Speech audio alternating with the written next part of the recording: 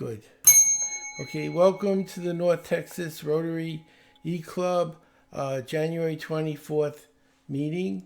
Uh, does anyone want to do an invocation? Is anyone comfortable? I know, Erin, would you like to do an invocation? I know Sure, I'd be happy to. I'd be we honored to. discussed that, so this is your moment. Go ahead. Okay. So just to clarify, I'm going to pray for us, right? Yes, Yes. Okay, I want to make sure. Okay. yes. Okay. God, thank you so much for this opportunity to be together. I thank you, Lord, for this group of people. And we commit this meeting to you and pray that you would lead it and that you would bless the people who are part of it, Lord. We commit it to you and thank you for this opportunity for us to get to know each other. In your name, amen. Amen. Thank you. Okay, good. I knew Thank Erin you. would like that. That's why we had talked, and I know that's something he'd be happy with. Thank you, Erin. I'll do the Thank you, pledge. Howard. You're welcome. I'll do the pledge. There's no flag, but we're imagining there's one. Okay. I pledge Pledge allegiance allegiance to the to flag the of the flag United States of of the United America States of and to America the republic and to the for republic which it for which stands, it one nation, stands, under God, indivisible, with it is liberty and justice for all. Okay, so we got our opening done. So first, is there any business we need to discuss? There's The only no. thing go ahead, Jerica. As the incoming president, I'm going to be attending PETS online because it's more cost effective than going down to the DFW airport. And you're gonna So, get more out of it. I did it online, and it was much more informative than going there. yes. So thank you, Linda, for finding that, and I submitted it. Okay. You'll Did like they it because you get to pick the topics you want, and I found it more helpful with the day-to-day work of a president. When you go to pets, it's more rah rah. Rotary's Right. great. You should support Rotary. And when you go to the online, here's how you run a meeting. This is how you do a Yeah. fundraiser. This is how you Yeah. pay the bills. I mean, that's the stuff Well, you really need to learn, and it's you know, all there. Jerica's been president before. Oh, even yes, better, even better. this They, before, but I tell Howard and John that, if you want to engage younger folks or smaller clubs, one, the cost of pets is very expensive. Linda said that's the cost of pets is more than what we would send to do a grant funds. And then also you have to take Friday off of work. And I'm like, I'm already taking off to go on the Rotary cruise. I can't take off PTO for that. So this is good to have other alternatives. But I said, you've got to meet people where they are. And, yeah. Rotary is no different. You gotta be flexible. Okay. I just want to say, Richard, The only it's other good thing to I had see to you. bring up, Howard, Yes. that last meeting in February, Chris is going to do a member orientation. Yes. The Oh, last perfect. meeting, yes, I booked it out. So I've got speakers booked now, I think, Okay. into June. So if there's any Okay, because dates, Blake Lindsay called me today. so you Blake let me. Lindsay from Lighthouse for the Blind, he wants to be a speaker. So I referred him over to Howard to get on the district speakers list. Okay. I'm not involved with that anymore. I know, but that's why I told Blake to call Howard Templin. Oh, Howard. I Howard thought me. Templin. No, Yeah. yeah, Howard. No, not you, Templin, yes. Howard. The other Yeah. Howard. Yeah. I used to Okay. be in charge of the district speaking Right. list, but it's very political. I'm not into the politics, so Yeah. somebody else took Okay. over and they picked someone out. It was like Okay, fine. and that's all I've got. Okay, and the only thing I had was the money they want to donate to our club, and I threw that out to find out what you wanted to do, and Linda's going to fill the form out, so I'll return it. Perfect. Okay, and Erin, this is your time. Well, usually when the speaker goes, we mute our mics so you don't get a lot of background noise, and at the end we'll open our mics to ask questions. It's about 7:05. You should go 20 to 30 minutes, and you can use PowerPoint if you want to. So we're just muting our mics so you don't get a lot of noise. Great, Howard. And I can just share normally like I would normally if I was leading the meeting. Okay, great. I'll share really quick here. Put up my PowerPoint here. Let's see if this works.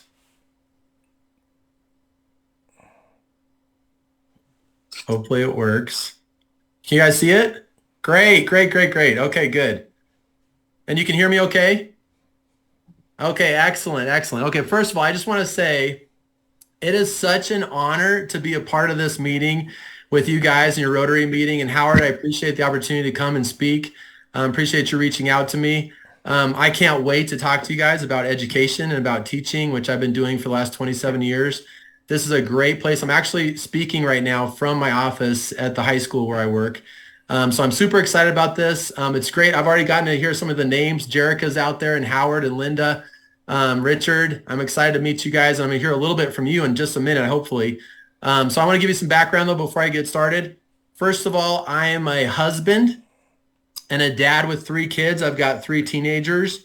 My oldest just went to college, so I'm kind of sad about that. She is just left and she's in Arkansas going to school there, but we're going to see her next weekend, so I'm super excited about that. And I've got 2 younger kids. I've got David in the middle and Joy, who is like a puppy dog. She's the typical youngest child who's full of fun and life and wants to play all the time, so she's great. And the poor son in the middle of 2 girls. He's doing well, though. He's going to be a good husband someday. So I've got some great kids. I've taught high school English for 27 years. I taught here in Colorado Springs. First job was at a school called Rampart. And I taught there for 3 years. And I met my wife actually through education. We met in the teacher orientation meeting. And so education's worked out really well for me, actually. So then we also taught in Venezuela together. We both went and taught overseas at an international school and loved that. That was like teaching at a resort. It was awesome being there and working there and being able to travel around. So great experience in education. And I volunteer with Young Life, and I've done that for 25 years. Volunteer with Young Life, and I don't know if you guys are familiar with Young Life, the organization, but it is a great organization that offers kind of healthy opportunities for kids to build community, to go to camps, to play crazy games together. We meet once a week. We play crazy games together. There's a live band. We talk about purpose in life. We talk about God a little bit. And it's a school-sponsored club, actually, which is kind of cool here at Doherty, because a lot of times Young Life's not a school-sponsored club. But here at this school, it is a school-sponsored club, which I'm very, very thankful for. And I have a pet bearded dragon named Spike. And he actually was my son's bearded dragon when he was 7 years old. And my son, after a few years, was done with it. And so I ended up taking over, which happens all the time. You guys know if you have pets, your kids want a pet, and then you end up taking over. And so I ended up taking over the duties of taking care of Spike. And he now is in our bedroom with my wife and I. And he lives in a cage in there. And my wife is telling me today even, we need to get him out of there. So he's going to be leaving our room. Poor Spike does not have much attention from anybody except me. But he's my bearded dragon. I love having him around, and I give him his food and his crickets. And I write stories about the experiences God has given me in the public school. So you guys have probably picked up on the fact that I'm a Christian. My faith is important to me. And being in a public school, that creates some tension there because I'm a servant of the state. So I got to be careful about stepping over boundaries.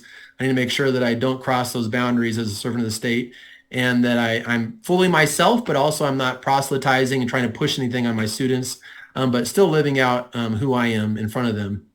So I write stories about gang activity in my school and fights that break out and powerful discussions we have in my classroom and talking with kids who are dealing with suicide and just all these powerful experiences I have as a teacher that I feel like people would be encouraged by if they could see like the beauty that comes out of these hard stories, just beautiful things that happen where kids step up and they're courageous and where they find hope and where they find community. And just there's a lot of great things happening in public schools that people don't know about. I mean, public schools have a bad rap. You hear about the gang violence, you hear about the overcrowded classrooms, you hear about all these problems, but you don't hear about the hope and the good things that happen. So I write these stories and I send them out to an email list of people. I send them out once every 2 weeks to this email list of people. And they're really meant to offer hope to people when they read them. And they're usually about a 5-minute read. So anyways, if you're interested, I have my email here. It's aarononfelt@gmail.com. And I would love it if you want to be on that email list. You can just send me an email and you can say, hey, Aaron, I would love to be on that list. Sign me up. I would love to get those stories. And I'll start sending you those stories. And I'm also writing a book. that's really about God being the author of our story and seeing his work in the story itself and his creativity in the story. So anyways, I'll give you all that information if you want it, and I'll send you those stories if you just send me that email, aarononfelt@gmail.com, and just say, hey, I'd love to be on that list. Send me the stories, and I would be happy to send you those stories. So now that I've given you my background, I am going to ask a question, and I would love for people to either unmute and give the answer, or you can put in the chat your answer. But I'd love to hear some people tell me about a person in your life who made you feel valued, someone who gave you value, whether it was a coach or a teacher. But tell me the person's first name. We'll keep them anonymous, but tell me the person's first name and what did that person do to make you feel valued? And you can put the answer in a chat, or if you want to just unmute and say it, that's totally fine too. I'll just wait a second and let you guys either answer in the chat or unmute and tell me about this person. But a person in your life who made you feel valued, and what did that person do to make you feel valued? So for me, it was my grandmother, Jean Tharp, and she gave me the gift of time and attention that I didn't get from my own parents. So that was definitely just sitting down, playing cards together, reading a book together, just the gift of time. That is so cool. And it's Jerica, right? Yes, sir. That's so cool, Jerica. Yeah, just quality time, giving you quality time and spending time with you and giving you time that maybe you weren't finding in other places. That's so great. And then I think, is this you, Howard? Is it, or maybe it's Richard? Dr. John Fuller made me change careers to do what I'm doing now. Yeah, that's great. He was my advisor in college. And when I went back and told him I was teaching science in a junior high, he said, I'm very disappointed. I expected better. So I have the world record for speed reading. So now I have a company and I train people around the world in accelerated learning, because he made me aware that I was underachieving what I could do with my skill set. There was nothing wrong with teaching science, but I could do more than that. And he explained that to me, and it changed everything I was doing in my life. So just that powerful conversation, just that moment where he says, hey, you can do better. You can go a different direction and do even more. He was the founder of behavior genetics. Okay. He wasn't just a regular teacher. He was the chairman of my department, and he just expected more out of me. And now I'm a best-selling author, and I lecture around the world, and it's a lot different than working in a junior high. That wasn't what I was doing, and he made me aware that I had more potential for what I was able to do than what I was allowing myself to do. So it made a difference. So he saw you, like he saw the potential, and he saw where you could go, and he challenged you to hit that. Yeah. That is so cool. Yeah. So cool. Anybody else?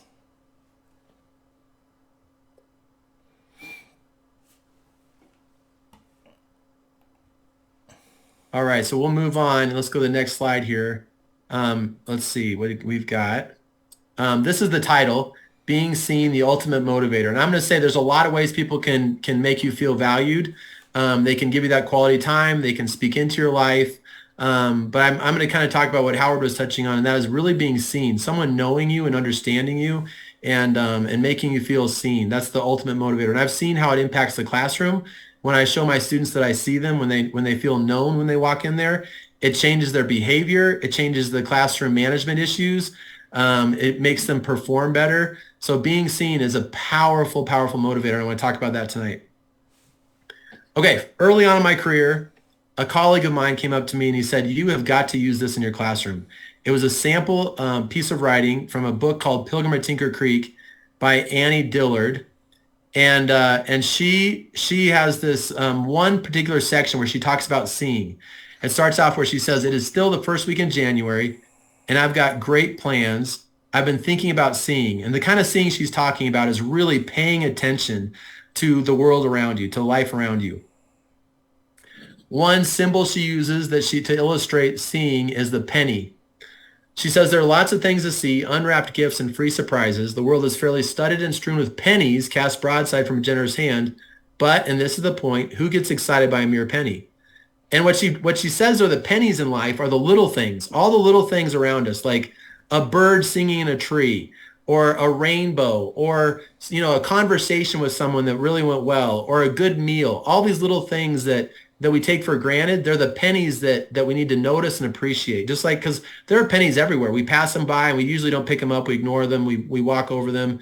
But she's saying we should appreciate those pennies. We should notice them and value them. And these are all the little things in life. So my students and I, we talk about this every year, about appreciating the little things in life, all the pennies. And then what ends up happening is throughout the year, my students are saying, Mr. Onfeld, I have something for you. And I say, what is that? And they say, I've got a penny. So I put out my hand, they put a penny in my hand, and I end up with this huge pile of pennies by the end of the year, because they always are thinking about pennies and noticing the little things. And then we read this book called Of Mice and Men by John Steinbeck. Yeah. In that book, it's a very powerful short read. It's a great read, but sad. But in that book, there is a woman named Curly's wife. That's her name, Curly's wife. So the entire book, her name is Curly's wife. She's associated with a guy named Curly, obviously, and she's married to him, but they don't know her, and the audience doesn't know her. The readers don't know her for anything but Curly's wife. And the reason why is because she doesn't have value. None of the characters care to know her. They stay away from her. And she's the only woman on the ranch. It's all guys, but except for her, and no one cares about her. And so my students and I talk about how she desperately wants to be seen and noticed. And then we talk about how people are pennies. People want to be seen. They want to be noticed. They need to be picked up and valued. And so we have this conversation about pennies and the importance of pennies, and how people are pennies. And they're the little things too that we take for granted. There's so many people around us that we miss and we walk past that need to be shown value and need to be loved and seen. And so we talk about people being the pennies. Now, that leads to the first story I want to tell you. I'm calling this the teacher's nightmare, and I write about this in my book. About 10 years ago, I was getting ready for class in this office right here where I am right now, and it was September 11th. And now this is not September 11th, the original September 11th of 2001. I think it was 2001. But this is 10 years later. So this is 2011. And I'm getting ready for this anniversary of September 11th. I'm going to show some video clips. We're going to honor the day a little bit. And so I've got these video clips I'm going to show them from YouTube, and I've got my lesson plans. And I walk into my classroom. The bell's about to ring. Students are coming in. They're unzipping their backpacks. They all sit down. They settle in. And the bell rings to start class. I start teaching, and about 5 minutes into it, the principal comes over the intercom, and she says, we're going to have to go into a lockdown. And her voice is shaking. You can tell it's not a drill, and especially since it's the first thing in the morning, they wouldn't do a drill right away. So her voice is shaking. She says, we need to go into a lockdown. So that means you lock your doors, you turn off the lights, and you go sit in one part of the room away from the windows. So I tell my students, okay, guys, let's get out of our desks. Let's all turn off the lights. We're going to go over to next to the windows. I cover up the window to the door so nobody can see in. And we sit in the darkness and we wait. And I'm praying and I'm asking God, just protect us, protect the classroom, protect the kids, protect the school. And I'm praying, and everybody knows it's not a drill. And the kids are quiet. I was very happy about how they were quiet. They were being careful not to say anything. And we're just waiting to see if we're going to hear gunfire, if there's going to be police running up and down the halls, or what's going to happen. About 10 minutes into it, the principal comes back onto the intercom, and she says, it's safe. We're going to investigate a little more, and then in 5 minutes we're going to dismiss all the students for the day. And so then in 5 minutes they dismiss the students. They say we're going to exit through the west hallway, at the lower west hallway, and no one's going to go through the math hallway. They have it taped off. And so we all leave. We go out the doors and we help the students leave, and then pretty soon the teachers leave, and then we get a call and we find out what happened. And what happened was my student from that first period class, his name was Jacob, had taken a gun into the school in his backpack, walked into the bathroom in the math hallway, and shot himself. And so we got this news, and the next morning we have an emergency conference. The administration decided that the students need to be together in the school the next day because we need to be a family and be there for each other, and that being alone in the house after this news, that they shouldn't be alone. So we decided we'll come back together. And so we all came back together as a school, as a body, a student body, and teachers. And we had this meeting, and the district had a letter they wanted us to read to the students to let them know what happened. And they wanted it read, especially in each of the classes that Jacob had. And because I had him first period, it was my job to take this letter and read the letter to the students. And there are parents that were showing up for this too. So all the parents showed up. Some parents showed up. They walked into my classroom. There were some counselors behind me. And I felt the weight of the world all over me because I had to make this announcement to my students and read this letter. So I read the letter. It was very vague, saying that the student had died and that there'd be more information later, and that if students needed help, they could talk to a counselor. And then that was it. I read the letter, and then I was thinking, now what? Now what do I do? So I had the students write a journal, writing about their feelings or what they were feeling. And then when they were done, I looked down at my podium and I saw a penny. And we had just been talking about the pennies. And so I picked up that penny and I said, guys, Jacob was one of these pennies. He was a kid that needed to be seen. He needed to be noticed. And there are a lot of people like him. And we can remember Jacob by noticing the people in our lives who need to be loved, who need to be valued, and not let them be forgotten. We can know their names, we can celebrate them, we can ask them questions, we can be interested in their lives, and we can see these people around us who usually get forgotten. We need to remember Jacob by remembering the pennies in our lives, the people in our lives who are like pennies. And we all left that day overwhelmed, obviously, and sad, but kind of inspired by this penny idea that Annie Dillard had put in front of us and holding on to that symbol. So there are lots of questions in the aftermath. Why would Jacob take his life? He had just moved. He was in the military. His dad was in the military. And he had just moved, so he was feeling isolated. He was new to the school. He didn't have a lot of friends. So I think that was one piece of it that was hard for him. There was depression, maybe. He may have felt like whatever he was feeling inside wouldn't get better, that it was just going to stay that way. And that's what a lot of people who are dealing with depression have to go through, is they have to feel like, I can't get out of this. And so it could have been that he was dealing with depression. And then nobody saw him. It could be that nobody had seen him and nobody had noticed him and given him value. So seeing him would be, not that we should put blame on ourselves and take the blame for what happened, but be inspired to see people in the future that are around us who need to be loved. Suicide in the United States is a rising epidemic, especially among teenagers. In Colorado, there are 21.6 suicides per 100,000 teenagers, ages 15 to 19. In Texas, there are 12.3 suicides per 100,000 teens, ages 15 to 19. It's the second leading cause of death among teens. And so it's becoming a real problem in high schools.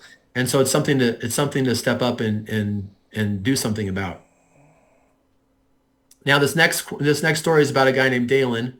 There's a guy named Dalen in my class, in my 7th period class. He was a really big kid, really smiley kid, full of life. And that 7th period class was one of the hardest classes I've ever had in my entire career teaching.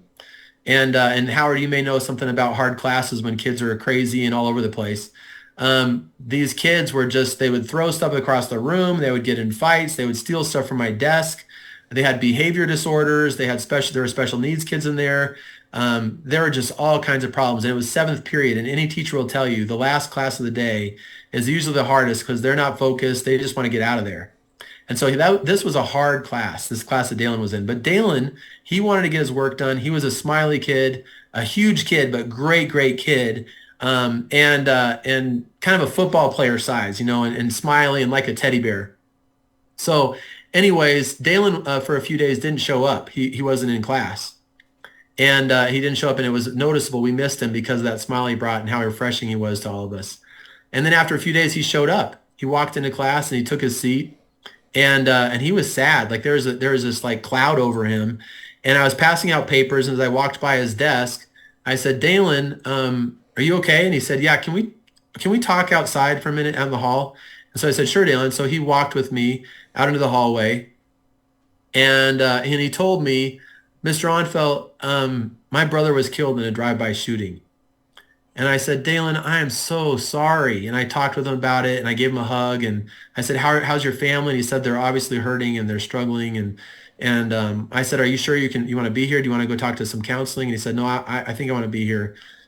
So we talked for a minute, and I had to get back into that 7th period class because obviously they get out of control. And so we walked back into that classroom, and they're all quiet.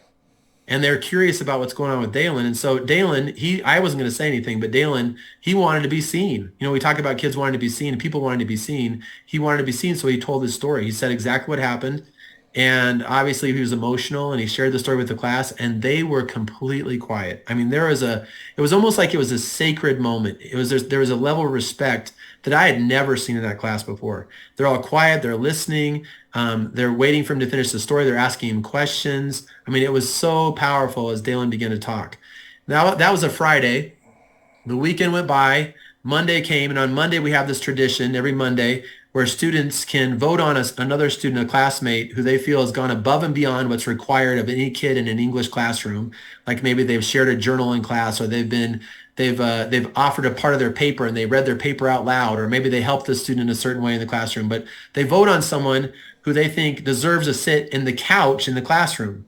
And if this person sits in the couch, they get to eat anything they want, drink anything they want, as long as it's legal. They can eat anything they want. They can drink anything they want. And they can have anybody they want sitting next to them, one person in the classroom. And so it's a privilege to sit in that couch. So the students all they nominate a person to sit in that couch, and they have to write why this person deserves to sit in that couch. And then I read them out loud. So it's Monday, and it's obviously Monday. My head is in all different directions. I'm not thinking about Dalen, what he'd been through the week before. I'm collecting the papers, and Dalen's there in the front row. He sits in the front row. His head's down, and he's sad. And then it dawns on me, oh yeah, Dalen's going through this. He's going through this hard thing with his brother. And I'm collecting these papers, and I sit down in the front row, and I use Dalen's desk as the place where I put the papers, where I pile them up, and I read them out loud. So I pick up one paper, and it says, I vote for Dalen because he's been through a really hard week, and I just want to show him a little love. And I put it down. I pick up another one. I vote for Dalen. He's struggling right now, and he needs to know that we're with him. I put it down. I pick up another one. I vote for Dalen. Again, over and over again, Dalen, Dalen, Dalen. 30 of these pieces of paper that all say I vote for Dalen. And as I'm reading them, Dalen begins to lift his head up, and he looks at me, and there's tears in his eyes. His eyes are clouded with tears, and he's overwhelmed by all this love he's getting from his classmates. And they voted, obviously, anonymously and unanimously for him to sit in that couch. And they start applauding. Everybody starts clapping. Dalen gets up. He walks over to the couch, and all of us are applauding and all excited about it. It was a huge moment, and it felt sacred for Dalen and for all of us. And obviously, there's a lot of kids out there who have this experience of trauma at home or where they live. CDC says that 1 in 7 kids experience some kind of child abuse or neglect at home. They don't get seen like they should. They don't get noticed. And in that moment, Dalen was noticed. He was loved and appreciated and valued by the entire class. So seeing brings healing. It brings healing in a lot of ways. For Dalen, the lie was destroyed that he was alone. He knew he was not alone when those votes came in and all that class saw him. It was a powerful moment for him to know that he was not alone in that struggle. He saw his life and even what he went through mattered to people. So his struggle mattered to all of us, and he saw that, which again emphasized the fact that he wasn't alone and reminded him that he had value, and his life had value. And then he could move towards the good ahead that he saw with all this class and this community that he had, the people that he cared about and that cared about him. He could move towards that good instead of lingering in the despair of the past. So it helped him move forward. So that seeing him brought this great healing that this class showed him, all these students, all his classmates. Now, just recently, in fact, just today, I finished reading this play called A Raisin in the Sun by Lorraine Hansberry. It's a powerful story about a black family living in the 1950s, dealing with racism in Chicago. And Benitha is one of the characters, and she and her mom have this tense relationship where Benitha has a lot of attitude and she's very independent, and mom is very strong, a very strong woman. And so they butt heads a lot. And Benitha, one day she has her date over to her house, and her date tries to make moves on her, and she basically kicks him out of the house. She says, "You can get out now." And his name's George. She says, "George, you can get out now." Then Mama comes in as George is leaving, and Mama asks her how the date went. She says, "It was terrible. George is a terrible guy. He's self-centered." And then Mama says, "Maybe you shouldn't hang out with George anymore. Maybe you just need to stop dating him. He seems like a jerk." And in that moment, Benitha says, and it's the lines right here, Benitha says, "Mama," and then the mama says, "Yes, baby." Benitha says, "Thank you." And Mama says, "For what?" And Benitha says, "For understanding me this time." And then Benitha leaves, and then Mama's left standing there looking at that spot where Benitha was. And she just smiles, and she's overwhelmed with the fact that there was a connection there because she had seen her daughter and her daughter felt understood, and there's healing in their relationship. So again, seeing brings this incredible healing that we all need, that our community needs.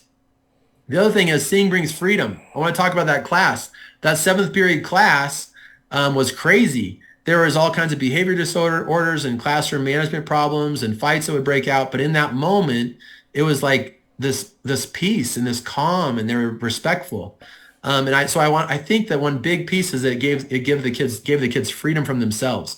By focusing on someone else, that 7th period class experienced what Timothy Keller calls the freedom of self-forgetfulness. There's a great book called The Freedom of Self-Forgetfulness by a guy named Timothy Keller. And he writes about looking beyond ourselves and finding freedom when we can get beyond ourselves by focusing on others. And that class found that freedom in that moment, which I think is why there is such a sense of sacredness and peace and respect, because they found a freedom from themselves for that moment because Dalen needed help. Now, I wanted to talk briefly about the Bible because God is obviously a good example of someone who sees people. He created us. And so in Genesis 16, there's this woman named Hagar who is out in the desert, and she is lost and desperate and feeling alone. And she is overwhelmed and feeling banished from her society. And obviously, if you're a woman alone in the desert back then in the Middle East, you don't have much of a chance. And God visits with her in that desert, and he tells her, you're pregnant, you have a baby, and that baby's going to be a great leader, and you need to go back to your people and be with them. Don't run from them, and I'll protect you. And in that moment, she realizes that she feels so loved because God has seen her. She's been seen. And she, in Genesis 16:13 says, she gave this name to the Lord who spoke to her. You are the God who sees me. For she said, I've now seen the one who sees me. So she gives him the title of the one who sees me. And she even names that place, the God who sees. She names that place, that spot, the God who sees. So what can we learn from Hagar? First of all, so many of us, like Hagar, can identify with being alone in the desert. We've all been there where we felt lost and alone and without value, needing to be seen, and we can all identify with that. When we see that God sees us, we get the strength to keep going, to not give up. That gives us hope. And we can follow God's example. Maybe you're not a person of faith. Maybe you're a person who doesn't believe in God, but you can follow that example and know that there are people out there like Jacob that I was talking about earlier, or like Dalen, who need to be seen, who are in those deserts, who need to be seen and valued and know that they're not alone. And we can notice them and pick them up like Annie Diller's penny and remind them they have value. So that is it for me, guys. Thank you so much for giving me a chance to talk with you and share these stories with you and talk to you about seeing people. It's been a very important part of my teaching over the past 27 years. And I think it's a very important tool in life to bless people and love people and make a difference with the people's lives around you. So again, here's my email, aarononfield@gmail.com if you're interested in getting some of these stories that I write. And I'll send them to you once every 2 weeks. And my website is there. So yeah, any Aaron? questions? Yeah, any comments or questions? Yeah, is your book already published?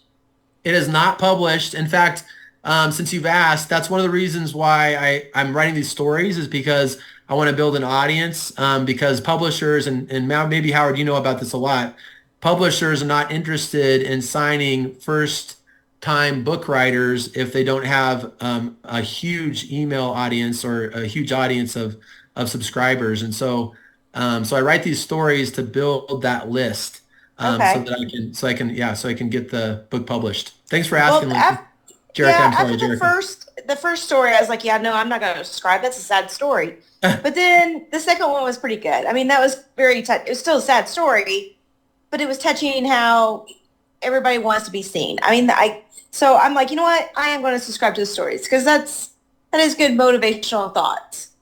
Thank you. Yeah, thank you, Jerica. I appreciate that. Yeah, it's amazing how, and even that story, I didn't get far into this, but with the young man who ended up committing suicide in the bathroom, there was all these things that happened afterwards with the community and the school that was actually brought a lot of hope and brought a lot of beauty actually out of it. So Yeah.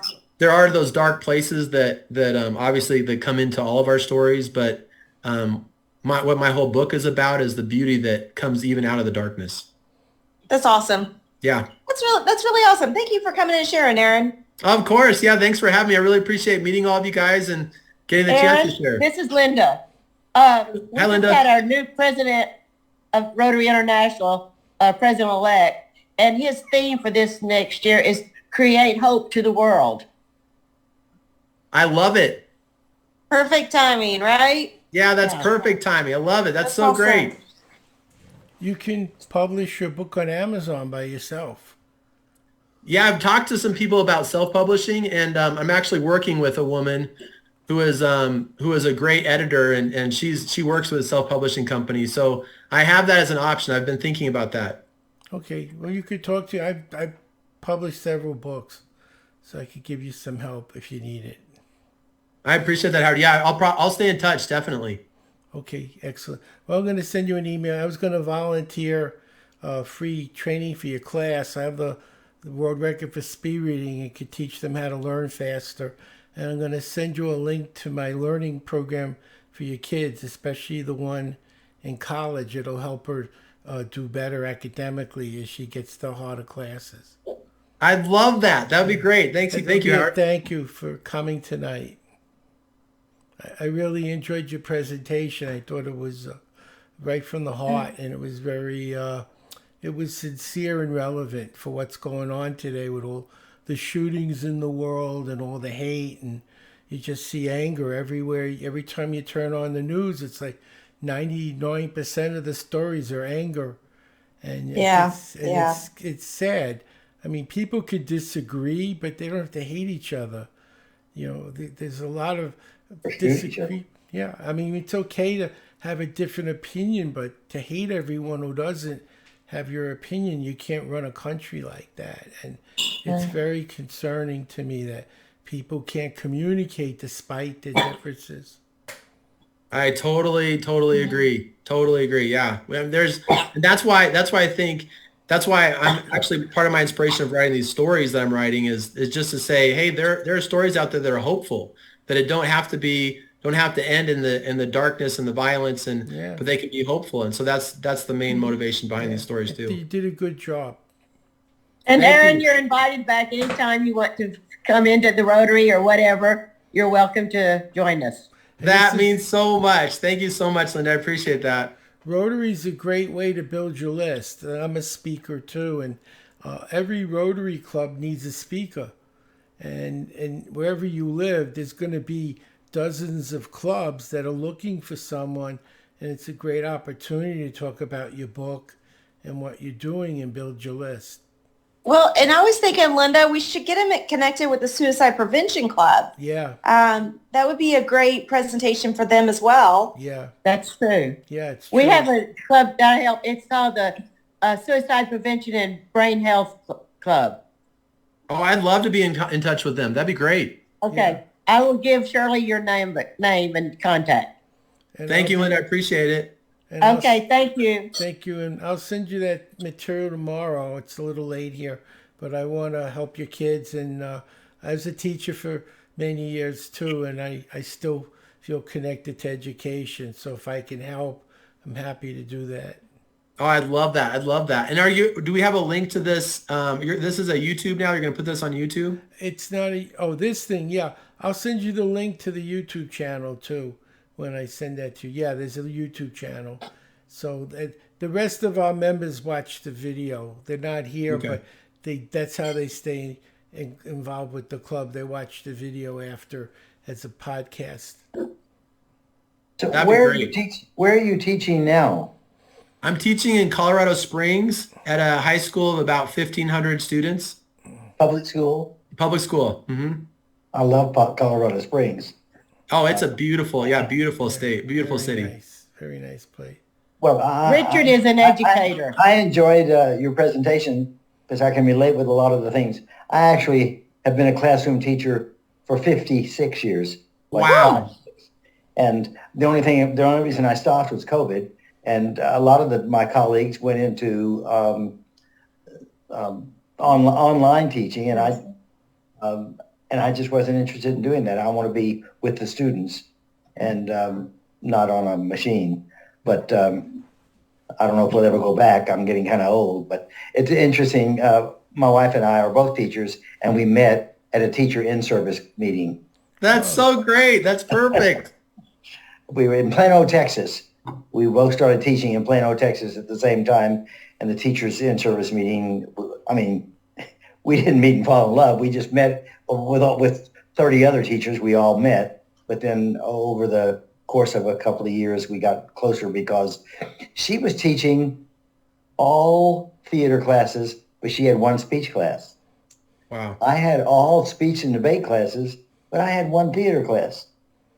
So, and we both know about stuff, but when I had a theater question, I called her. If she had a speech or debate question, she'd call me. That's so perfect. That's great. It was meant to be. Yeah, well, it was. Yeah, for sure. Yeah, we just and she's taught in high school and college, and so have I, and we enjoyed it. Had lots of experiences, good students and challenging students, and good administrators and challenging administrators. It's I can relate with all this stuff. And I taught English most of the time, but Wow. I also taught speech and debate. But I've taught English grades 7 through 12 at different Wow. times. Was I teaching English? My first job was in an elementary school on the island of Kauai, and Wow. I taught English. I taught English to seventh graders, but it was an elementary school, which is strange, I know. But the next year, they moved the seventh grade up to the high school, and I went up because I was the debate coach at the high school while I was the seventh grade English teacher at the elementary. And the next year, I moved up and taught English and speech at the high school as Okay. the debate coach. But So you had your plate full. That was it sounded like pretty busy.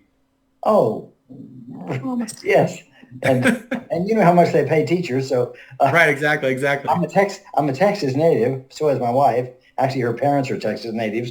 But my I went there from Texas to teach. I went to North Texas University, then went to Texas to teach, and went to Hawaii to teach. And so I was what they call a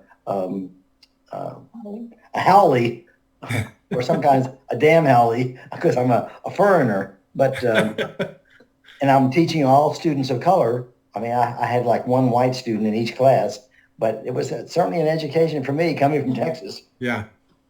That was probably a good experience to be in the minority.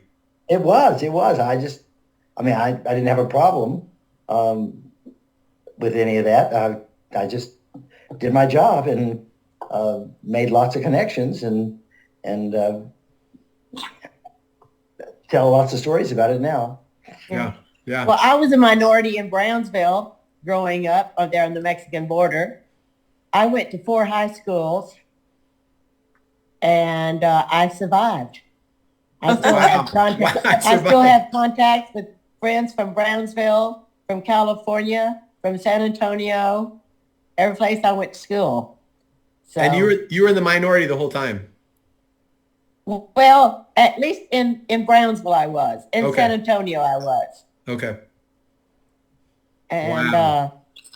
so anyway, it was an interesting time, but I survived. I made friends everywhere. I was always involved, and I never even thought about, anything other than going to school, having friends, and doing activities.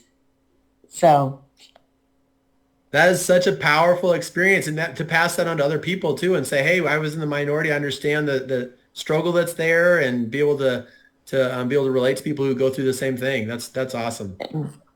but we all got along. So anyway, but thank you again for coming. We appreciate you. And have a of great course. evening. I'm feeling very, very welcomed right now. Thank you so much, you guys. You are. We see. That's what I want to say. Yeah, hi you to see me. Richard. You see me. Richard, it's good to see you. I missed you. Yeah, Richard, are you going on the Rotary Cruise in April? I'm not. I thought about it, and we just decided not a good trip for us. Well, you will be missed. I'm going to miss it. Send pictures, please. Will do. So just to update you on Silas, he made the baseball team this week. Good. our exchange student from Switzerland. Oh, Has cool. never played baseball before, and he's going to be playing high school baseball this year. Ooh. So he's got a busy schedule. Great. He's doing basketball practice in the morning and baseball practice in the afternoon. Wow. Yeah. And But when things does are he going attend well. classes? Yeah, and then classes in the day. Now, he is going up to Tulsa this weekend for the Okay. youth exchange conference. Linda, I don't know if you know, but Mike Pugh's brother's not doing well and isn't expected to live through the week. Oh, no, I didn't know that. Yeah, so you may Okay. want to just reach out to him. So he's down in San Antonio. Oh, okay, okay. So Jay's want to- taking the kids. Okay, Robin Stoltman, she's been ill. She was interested in joining, and she's had some health issues, but they finally diagnosed her with what's wrong, and she's doing much better. So now she wants to join. Also, Sueshma, who was the nursing student and had moved to California, she has since gotten married and moved to Hawaii, married a Army person, and so she's now wanting to join us. So this next month, when I get back in the thing, our dues are due, and I didn't have everything with me on the trip, but this next week I'll be working on Rotary. Howard and David and I had a good visit along with Vicki while we were in Orlando. And so anyway, things seem to be going good. So I hope we have things in line for you, Jerica. Sounds Okay. lovely. I like it. So I'll do the All right. four-way test. Four-way test of the things we think, say, and do. First, is Is it the Is it the truth? truth? Second, is it fair? Is it all fair to all All concerned? concerned. Third, will it build Will it goodwill? build for goodwill For and better better friendships. Fourth, will it be beneficial? Will it be Be beneficial to all all concerned? And will it be fun? That's our Fun. fifth one. Thank Will you, it be- everyone. It's great seeing Thank you. Thank you. I'll be in touch, Bye, you Erin. guys. Thank you. Good job. Okay. Bye-bye. Thank you guys. Nice meeting everybody. Bye. And Howard, go Yes. ahead and start promoting the February meeting with Jason, with yeah, Okay. With I'll do Christopher that in the next Jaden. mailing. okay, all Take righty care. then. Feel better. Thank you. Rest up. Okay.